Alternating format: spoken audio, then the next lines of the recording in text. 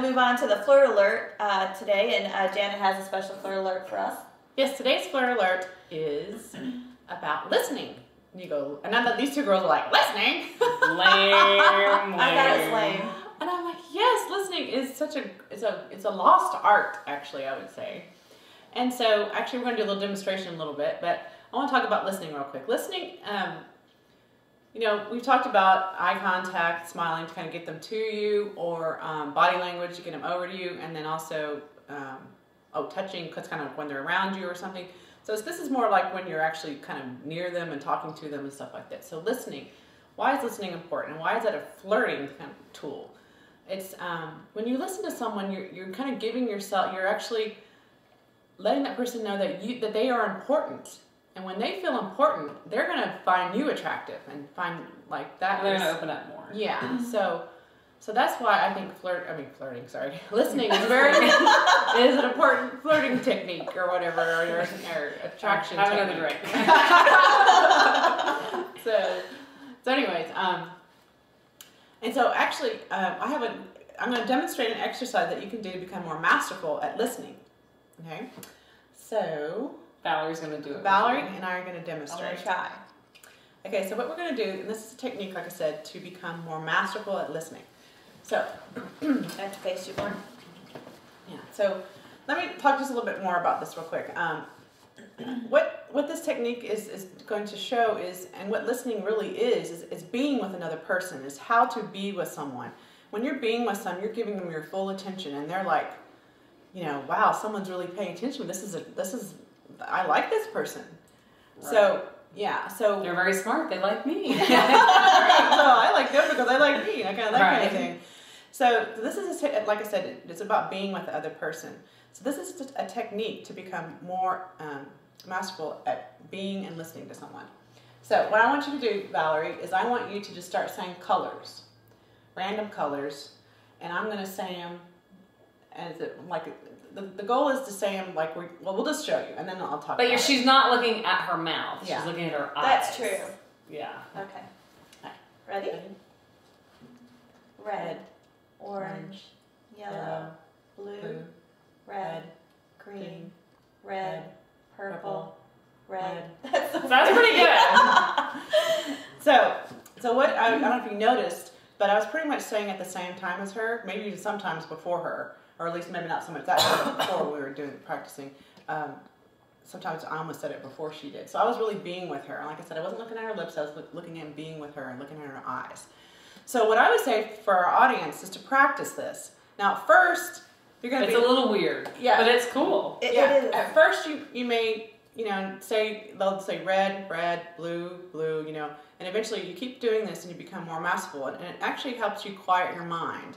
Because a lot of times when we're in conversation, we're thinking, oh my God, what am I going to say next? Oh my God, and you're not being with the other person, and so you don't seem very interested in that person. The person might think you're not interested in them, and so they're not that attracted to you because you're kind of distracted. Okay, but I have a question, just because I'm trying to play devil's advocate. So our audience out there is not going to go, when the date is talking, they're not going to go, have you ever been to a pig fry or a pig roast? I mean, so how are they supposed to practice this unless they... No, okay, so what just practice listening. No. You actually say to the person, hey, to a friend, take a friend, and you say, hey, like I did with you, say, hey, I need to practice this thing that I learned on the Dating Divas video about how to be masterful at listening.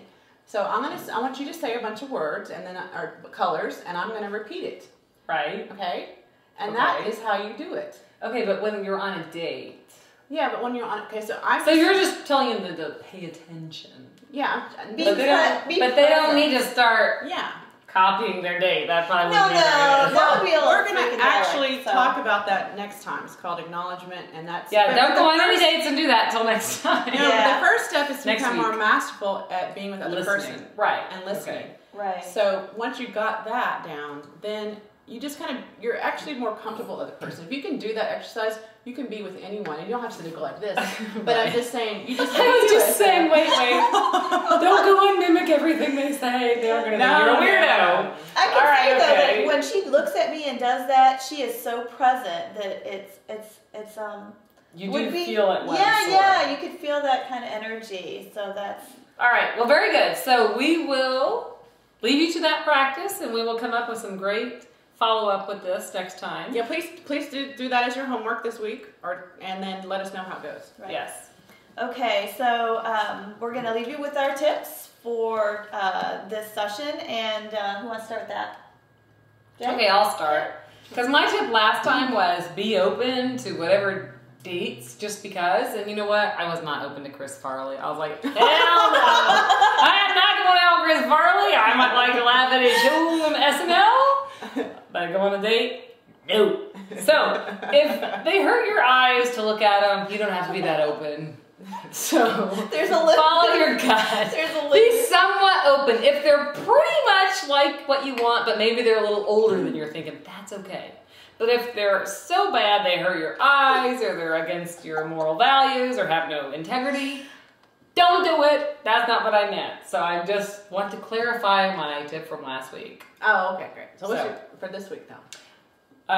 Follow your gut more. No, but it's related to our topic. Related to our topic Yeah. of where to meet people. Mm-hmm. Well, I gotta say, professional matchmaking is very expensive, has so far yielded me nothing but a bit lip, a stalker, and Chris Farley. So, try Match. Not a good endorsement. It's cheaper.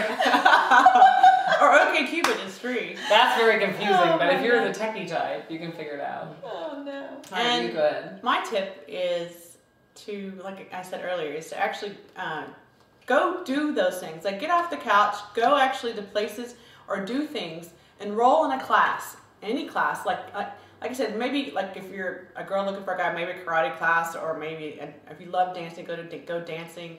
If you're a man, go take yoga or something like that. So think of some things that maybe you thought you might like to do or have some interest in, and go try them out and see what happens. And then of course, always do the flirt alerts, smile, and all that stuff that we told you earlier. So.